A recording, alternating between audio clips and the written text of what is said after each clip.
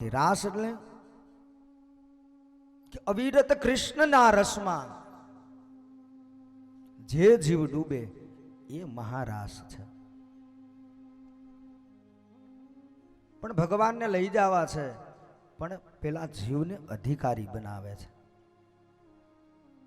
જ્યાં સુધી અધિકારી જીવ નથી બનતો ત્યાં સુધી રાસમાં પ્રવેશ મળતો નથી. ભગવાને વાંસળી વગાડી, બધાને નહોતી સંભળાણી. ભગવાને જ્યારે વૃંદાવનમાં વાંસળી વગાડી ત્યારે બધાને નહોતી સંભળાણી. જ્યારે પૂર્ણ કળા જીવનની અંદર આવી જાય, પૂર્ણતાનો જ્યારે ભાવ આવે ને ત્યારે પૂર્ણિમા આવે. પૂનમ ક્યારે આવે?